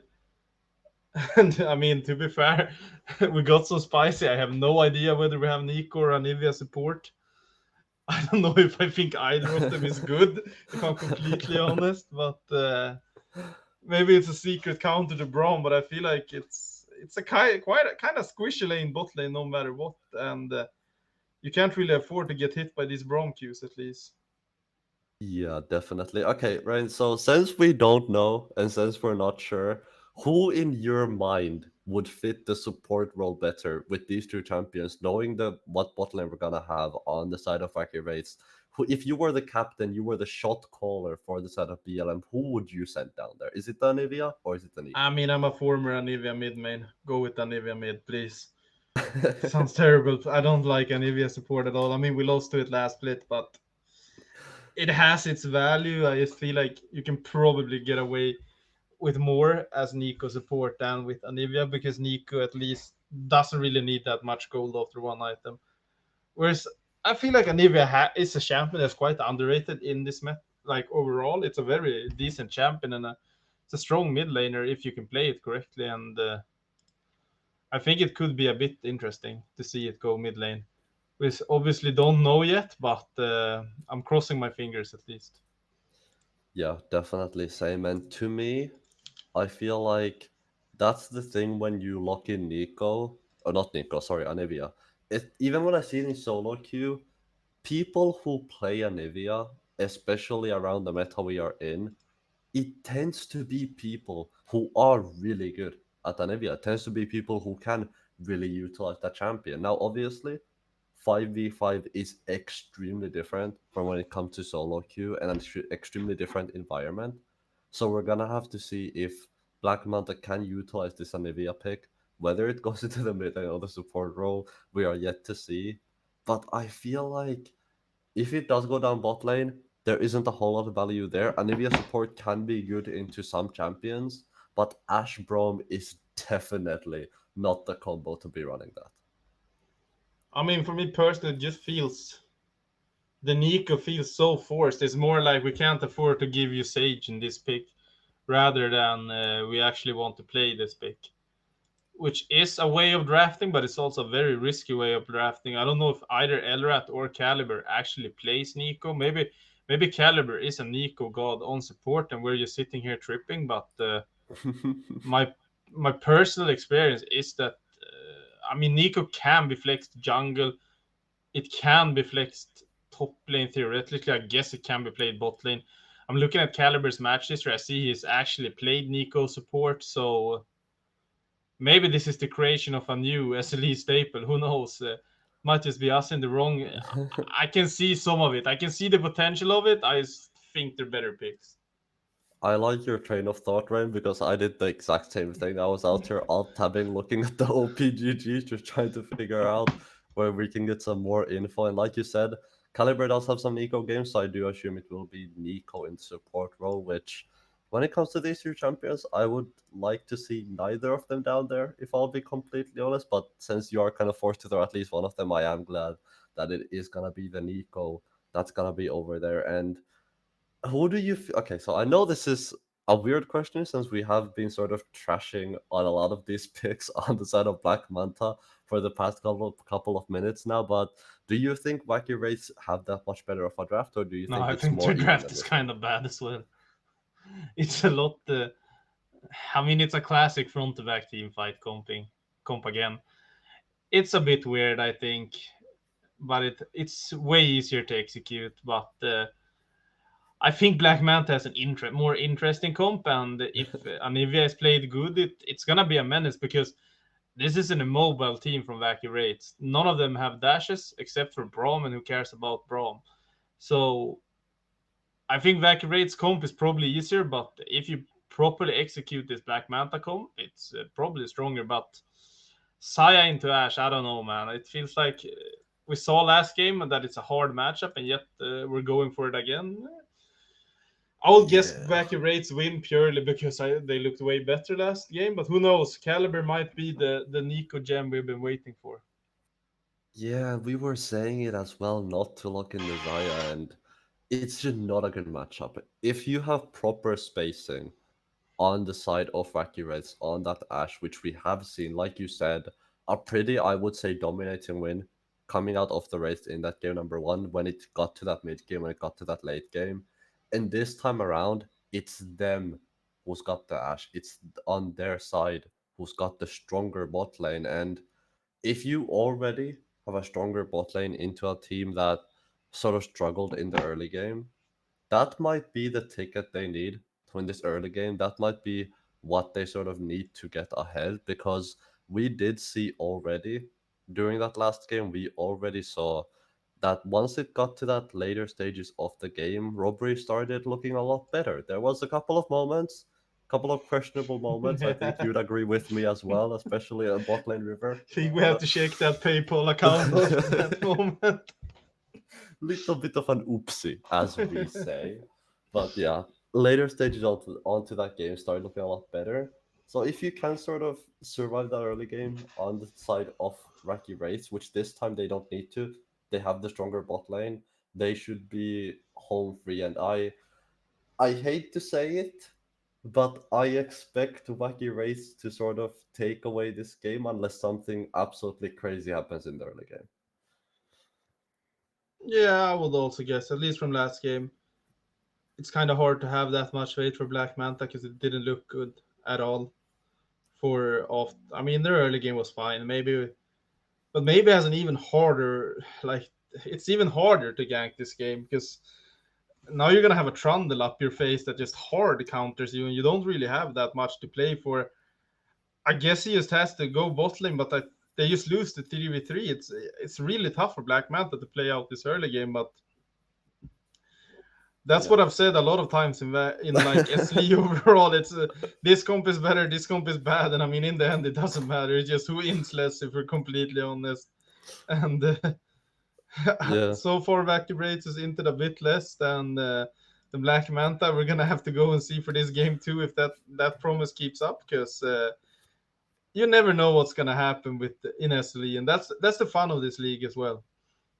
yeah, definitely. You never know what's gonna happen until you head into the game, which we'll be getting into momentarily here. But yeah, I definitely do feel like Black Manta haven't had a good showing today. We already talked about it earlier. Not looking good just as a team playing together. And when you have a comp like this, I think the comms need to be extremely clear. When you have an Anivia on your team, that's a great zoning tool. It's absolutely beautiful what a well placed Anivia ultimate can do in a team fight, but you need to play together for that. You need to be synergized as a team, which we haven't seen Black Manta do. We saw, maybe it was desperation, who knows? But towards later stages of that game, there was a fight in the mid lane when we had just the orange and just randomly been chilling in the top lane when two members got caught in the mid. So it's moments like that that we need to see Black Manta clean up, as we already have a dance off towards that Uh, top lane. and I mean, so far looking at this, it seems like Casemace has yet another win on his hand. The dance move from this side is a bit more impressive than the Kisante, and Casemace is just beating Linus everywhere right now. He's showing some signs. I don't even know if we're allowed to show this on stream. Is this what he thinks he did to Linus last game? I don't know, man, but Twitch, if you're watching, please don't ban us. It's Riot Game. We don't stand behind this. These provocations from Casemates, but we see standard 5 points here. Caliber and Wishy is gonna move towards the bot line. We have two Sayas. Is that stronger than only one? We'll have to wait and see. And it's just a standard start. We see Trundle is gonna path towards bot side, and Sejuani is gonna path towards top side. I'm gonna have to disagree with you, Rain. I feel like that was a Linus W all the way. The Cassante moves were just superior to the Scions. I don't know what to tell you, but so far the health bar isn't looking superior for Linus, as he did take a little bit of a chunk there, although it looked like grasp trading towards that top lane. And taking a look at these runes and summoner spells as well, I feel like there's nothing too out of the ordinary. Everything seems pretty standard. We do have an electrocute on Elrat, a little bit of a first tier Anivia rune here coming out, but outside of that, pretty standard stuff. And cleanse on the side of Wishy, pretty no-brainer there. You're facing up against an Anivia Bronze, a lot of that CC can be negated. But Linus is gonna blow the flash already on the Casemace. And he's had enough. He's heard a trash talk on stream. He wants to show, I don't want to join Wacky Wraiths. Hell no. I'm had enough of this. Linus is gonna show I'm the MVP of Div 2 Casemace. You had your fun for one game. It's my game from now on. And he's off to a solid start with this Cassante blowing the flash on Sion already 2 minutes into the game. And Linus is just gonna jump in and just look at his Cassante damage. The moves coming out of Linus, and you wanted Linus on a carry, now you have him on Cassante. Cassante, a mix of both worlds. Riot really showing their 200 years of collective design with how his kit is just so balanced and very well rounded. Really just ingenuity, but nonetheless, Casemace seeing the worst end of that, already taking a little bit of a beating, and potential dive here, I feel like, on this top lane. Maybe trying to make his way over, but diving a Sion always does have its risk, and maybe he's gonna actually pass forward. He's gonna be looking for the early dive. And he's quite low maybe here. They can't really take that much in his tower aggro. Linus is gonna go with the W, and Casemace is just gonna fall. Maybe he's gonna flash out, and I mean, after all the mis-execution from first game, they somehow get a very good execution. And Caliber is gonna find the mid lane pick onto Usagi, and Elrad is gonna pick up his first kill of the game, and Black Manta yet again off to a very solid early game start. And is this already gonna be what we see red side dominating today? Black Manta, like you said, off to a very nice start here, picked up a couple of early kills for themselves already. Seeing the Nico roams coming through onto that mid lane, as Caliber ends up picking up an assist there as well. And the Anivia wall just being so strong against these immobile mid laners, really nothing you can do. if you can't go back, if you have to go to the side, and suddenly you have a caliber in your face on that Nico. So BLM with the early lead, 1000 gold in their pockets, and it is towards that top side. And we have seen what Linus can do with a lead range, so I would definitely be a little bit scared if it does get out of hand in the top lane. Yeah, BLM last split kind of lived and died by Linus' hands.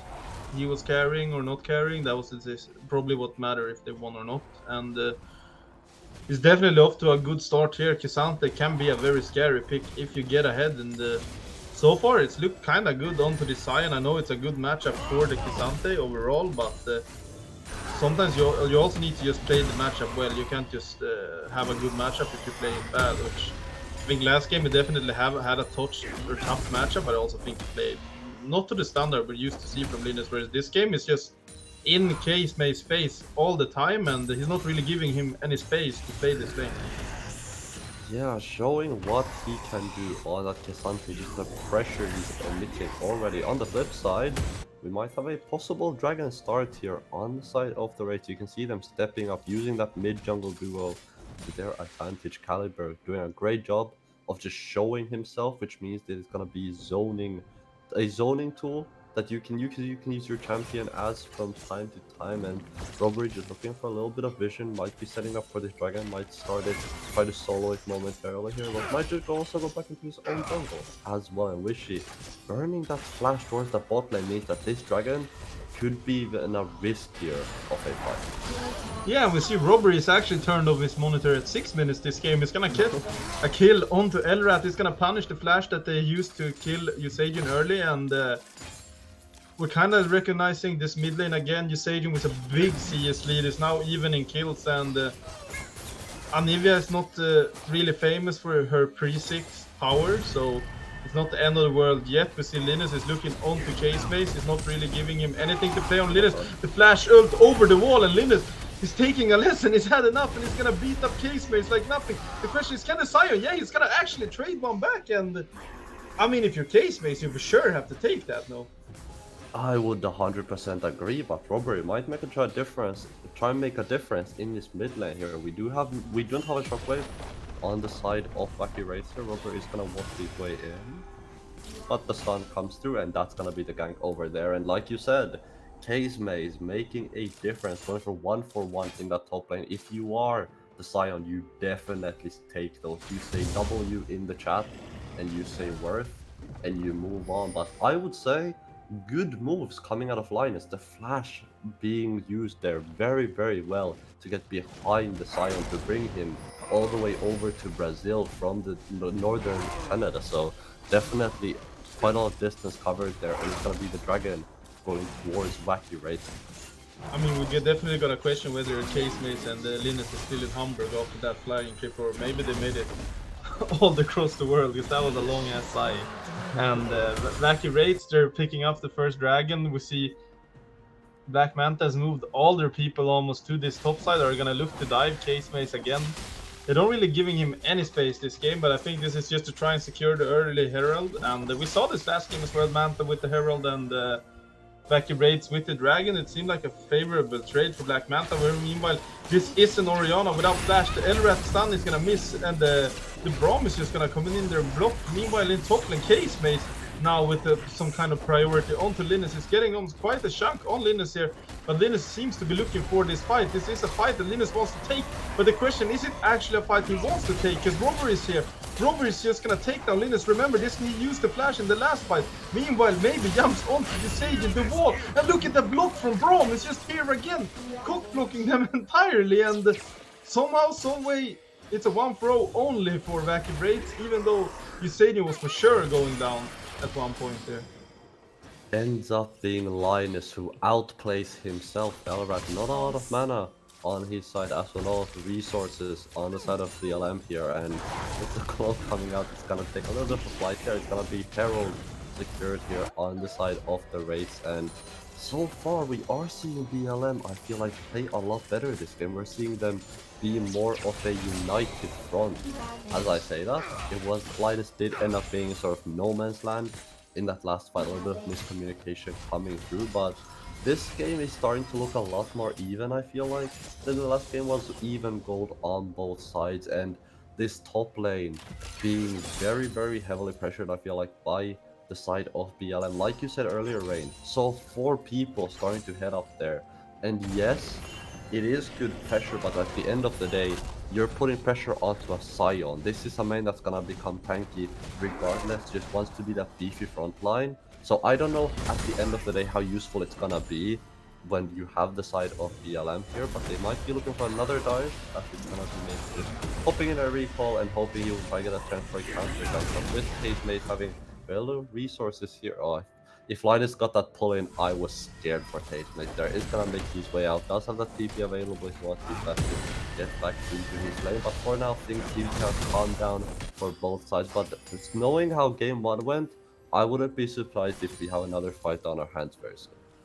Yeah, I'm surprised we've had these few fights. I mean, it is what happens when you put these teams together. Both of them want to just brawl it out, they want to fight, and probably good for the game here that we have a slowdown. Though, for me, what's really bad with this game for that movement towards the top side is the fact that they ended up losing the Herald to Wacky Wraiths. So even though BLM was there first, they both lost the kill and the Herald, which was not probably what they planned to do. Looking at the gold is still even though, and that's I think that's a big step in the right direction for Black Manta. Have the gold as even as possible. They've hit level 6 on all their members now. They have this team fight potency with that we know. But what we see, Usagin is gonna look onto maybe just gonna drive straight through that wall, a perfect parking on the other side of the wall, and Linus is fighting in the top lane. But the question is, doesn't really have a kill pressure. I don't know. We're gonna have to ask Riot how many years this Linus K'Sante has.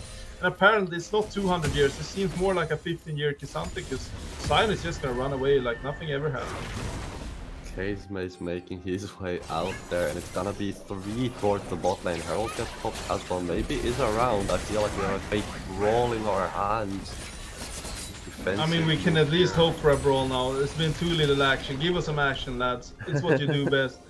We see the Herald with the proc there on the Herald. They're gonna get a 500 gold lead onto the Wacky Wraiths side, and I mean, if you're Black Manta, I think you for sure take this. We see Nemro is gonna jump onto Caliber, and this might be the pick they've been looking for. Caliber is gonna get stunned. The Ash Arrow, the Bronze Stun, the ult is not even gonna have time to proc. And now onto Sivir, he's gonna have to blow his flash, and the teleport is coming in from both sides. Usagin gets cancelled, but Linus is here. But Linus, this is a K'Sante without ult, it's just cancelled, but Usagin dies in the middle. After the cancel, it's just showing what happens if you stand straight in the lane and channel your teleport, and it's gonna be a 1-for-1 in the end if my maths tells me correctly. I was staring at my minimap, looking, and slowly saw maybe creep up towards Usagin, and now maybe it's gonna be looking for Casemate towards his top lane, like you're gonna pick up a little bit of CS onto himself, and definitely not where you wanna be TPing against an Anivia, against a Sejuani, with so many ways to cancel out your TP. Definitely not an ideal move coming out of Usagin. Did end up being a 1-for-1 at the end of the day, so it's not horrible. A lot of cooldowns burned as well from the side of Wacky Wraiths there, but with this dragon being up, I feel like both teams are gonna want this Drake. It's an Infernal Drake, it can buff your damage by that extra 4%, which can make the difference between life and death in some of these fights, but I feel like this fight would favor Wacky Wraiths. You have the Ashe, you have the Brom, you have a lot of zone there with the Orianna as well, and they are gonna start up the dragon, as I do say that, and I feel like there's gonna be no contesters from the 11.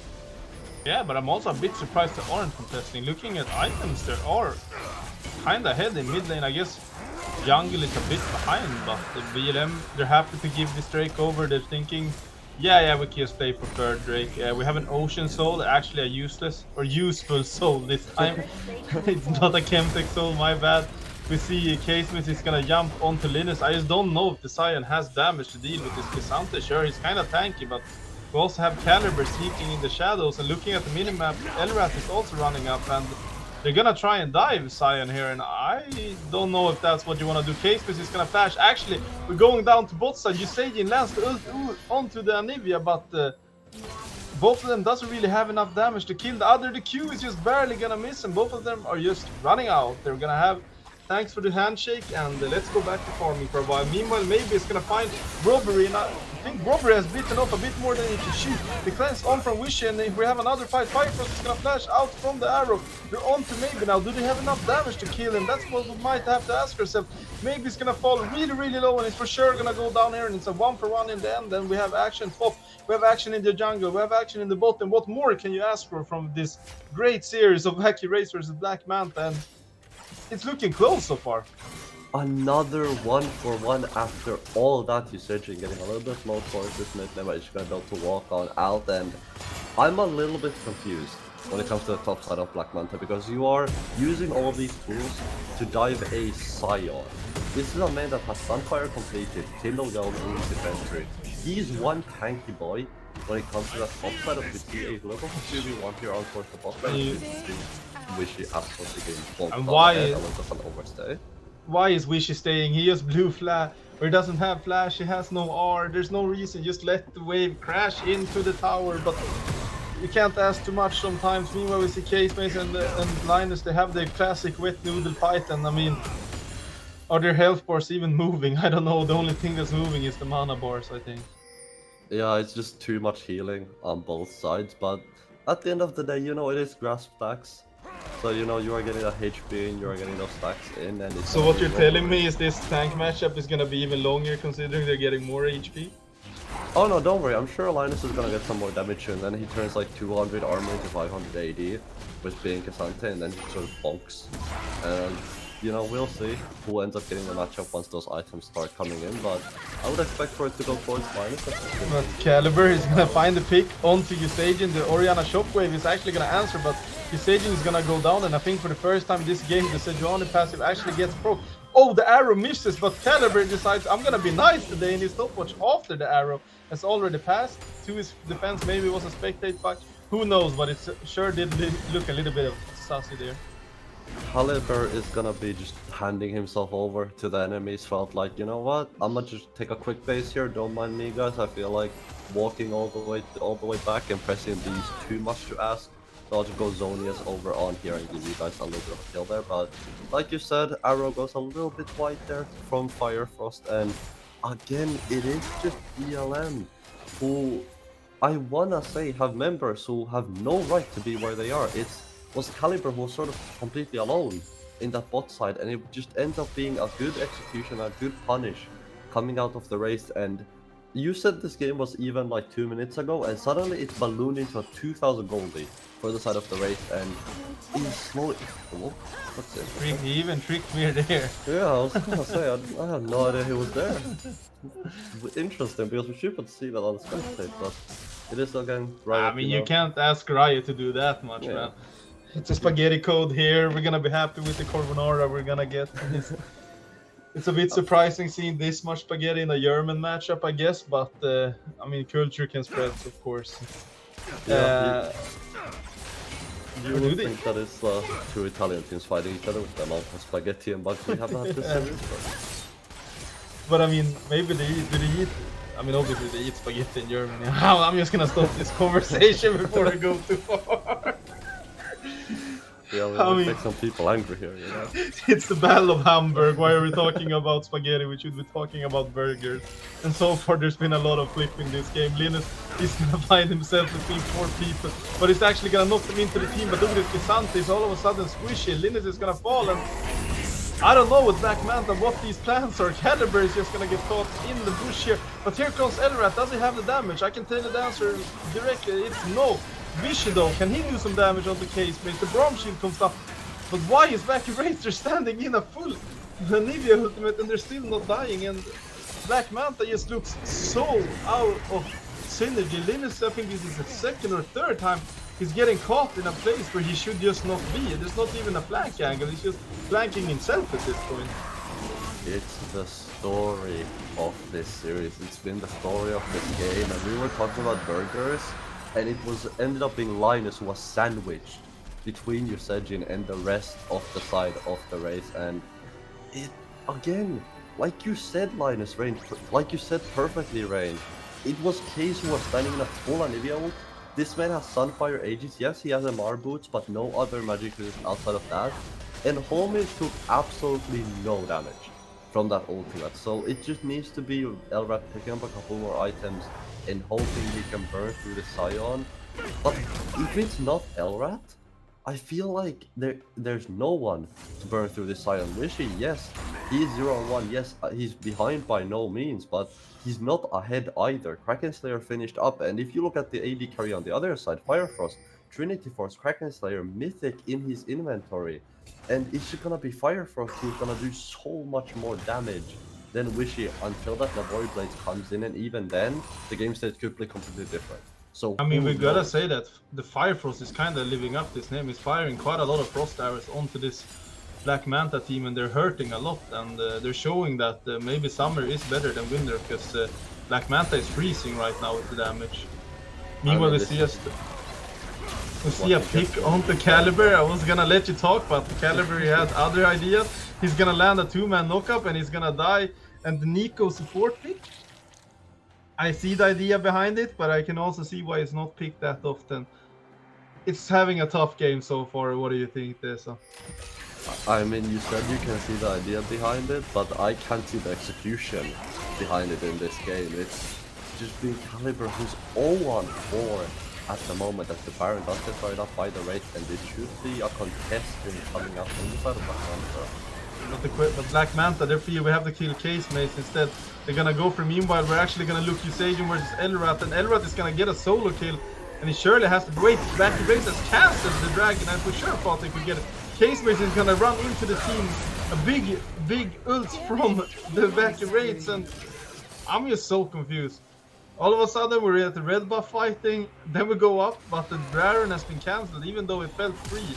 Robber is now gonna find Elrat, he's gonna flash over the stun, they're gonna get a double ball and a pillar, and Robber is just running back and forth now. Decide, make up your mind, do you wanna kill Elrat or not? Maybe he's finally gonna use his ult that is disabling. The flash came from Brom, it's a disaster. Elrat is for sure gonna go down. The question is, at what cost you're gonna take? And apparently there's no cost at all, but the execution so far from some of these plays, that'll be quite interesting. Yeah, definitely interesting is the word you can use when it's coming to some of these plays, and I have to agree with you, Rain. You said before the game started, it's been a story of which team throws harder, because I feel like Wacky Wraiths aren't playing that much better than BLM. If you look at the play that happened before, it was a flash forward from Nenro, ends up missing the Q. Elrat lived for years longer than he should have towards that bot lane, and even in the top lane, Baron ends up being peeled off for I feel like no reason. Could have finished that off as well, and it's just I feel like neither team getting any clean gameplay, but it's BLM who are again on the back foot. I mean, it just feels like both of these teams are actually at the same moment meeting up in Hamburg and just coin flipping, and right now it seems that Wacky Wraiths has won most of these coin flips, and that's why the game's looking like this, because some of these plays are just questionable, and I feel like, as you say, why do they not just finish the Baron? It's a free Baron. It felt like they were fighting the Case Mace Sion. Meanwhile in top lane, Elrat is gonna try and fight this Sion, and I can tell you already how this is gonna end. This Case Mace is not here to play, he's here to dominate, and Caliber is gonna find himself what a Everfrost though, and he's actually gonna get out for the first time this game, it feels like. And maybe this, with this Everfrost purchase at 23 minutes, maybe this is where they can turn around the game. Linus with teleport, this could be the fight for BLM. They get the snare, but they're just gonna run straight away. Vacuum Wraiths and BLM, they commit a teleport just to get a Braum shield, which, I mean, for some people that's probably a good trade. In my opinion, it's not the best. I think teleport has a little bit more value than the Braum shield. I think teleport might have a slightly longer cooldown than Braum shield. I feel like it's really close, but just a little bit beaten out there, and with this dragon spawning as well, this means there's gonna be no TP up on Linus when his dragon is gonna be up, which means that Linus is gonna have to play the same side. He's gonna have to go both sides. Cannot match Case Maze, who can just keep on splitting, keep on pushing. That's not play. Robber is looking. We see the final pick onto Maybe, but Linus is actually on the back lane. He's gonna land the knockback onto the Ashe. Robber is taken down. Maybe Linus is gonna fall. Caliber is gonna fall. And it's just a domination for Wacky Wraiths. complete mayhem. And Wishy also finds a way to die in the end. And I mean, I think the biggest difference so far is just these executions of the team fights. Wacky Wraiths are just playing them way better. And just as I'm losing my voice, you could say that Black Manta is losing their will to fight this game, at least their ability, because these team fights are just not working out for them. An interesting split coming out here. Sion is gonna solo that dragon. I would have liked to see Usage join him in this adventure because he's gonna be here for quite a couple of years. If he tries to take this completely on his own, I'm sure Sunfire is coming in clutch right now. Yeah, well, guess that's half of his damage. Yeah, I'm assuming that dragon is gonna be falling down to further HP, but the BLM squad is making their way slowly but surely to try to contest this. And he's here in time. Robbery is gonna pick himself up an Ocean Soul. And if they weren't in the lead already, and if Kaze already wasn't on killable range, how the hell do you kill a Sion who's got 3 items and an Ocean Soul behind? I mean, I have a suggestion. I don't know if it follows Riot terms of service. You see Linus is gonna flash in onto Fire Frost here, but I feel like we see this probably in the last fight. Linus is just gonna go down, Case Mace is gonna land a knockout on Chivichi, Vishi is gonna go down, and Caliber, even with the Everfrost, is gonna go down, and that might just be the game, but as we've seen with Wacky Wraiths, you never know. Sometimes you just decide we wanna play more, we want a little bit more of this scrim session, but right now I think the best chance Black Manta has to win is a fist fight in the central park of Hamburg, because gameplay wise in League of Legends it's not working out these 2 games. Yeah, I think they might need to go over and touch them a little bit, but we are gonna see maybe try to stop this push, but July lonely Sejuani in a world filled with members of the Wacky race, and as much as they want to do, as much as they can try and do Caliber, I mean, no damage. There is no damage coming out from the side of Neon, and Rishi gets half healthed by one usage in combo. Nexus is falling, and like you said, Rain, they just wanna keep playing. This is a Wacky Raid squad that refuses to end game, and they can play for a little bit longer, but ends up going 2-0 to the lead. And I feel like, I don't know about you, Rain, but I feel like BLM just seems like they have no response. Yeah, and I mean, I think for me the most interesting is that we have Wacky Wraiths is calling themselves Wacky, but so far the only Wacky gameplay I'm seeing is from Black Manta. So yeah, BLM, it's looking tough. It's looking very tough. I feel like in the other show matches or preseason games, there's been more signs of life, but it's looking like they've regressed quite a bit. I mean, this game, Elrat was probably the best performer, and he's a substitute. They're gonna have to step up big if they want to win Game 3. That's all I'm gonna say. Yeah, I definitely agree. I feel like we're just not seeing a response coming out of BLM, and like you said, Elrat, I feel like was the only shining light that came out from the side of BLM. And like you said, if your sub is the best player on your team, it's a little bit rough. Maze putting on, I would argue, a pretty good performance, but it was Firefrost who ended up just carrying the Wacky race through into that victory. And we're gonna see if Fireshot can keep up his performance in the last game of the day and see if Race can go undefeated in the little show match. So we're gonna be right back with a little bit of a pause. Don't go anywhere, guys, and make sure that you be back for this game number 3.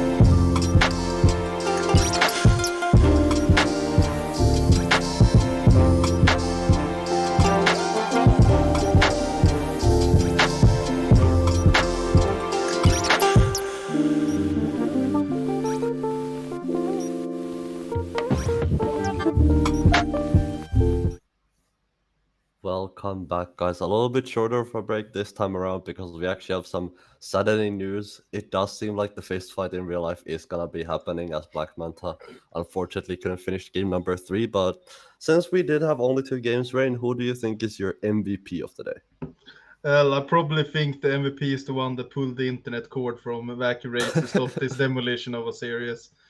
Rumor says that Case Mace and Linus they're gonna meet up in the McDonald's lot and try to fight it out. But the MVP of the entire League of Legends series, I mean, we kind of have to give it to Firefrost. I think he kind of popped off both games. Case Mace had a really good showing, but I think Firefrost in that second game just so calm, so clean on that Ashe, and kind of showing that you probably shouldn't lock Saya into Ashe twice. But who knows? Maybe we would have seen the matchup again a third time. Yeah, I feel like once they pick Ash, Zaya is definitely not one of the champions you wanna be looking at, and I would agree. Firefrost playing very well during that entire series, and all I'm saying is don't be surprised if you see some funny things on the news after these games. But yeah, unfortunately, it is going to be all we have for today. No game number 3. And again, Rain, thank you for joining me. Thank you for Lou for producing for us today. And thank you to everybody for watching. And we're going to see you when the next show much happens. Not sure who that's going to be against quite yet, but we're going to have to just find that out. So to those of you who are in the Discord, keep an eye out for that announcement. And we're going to see you at a later date. Bye bye, lads.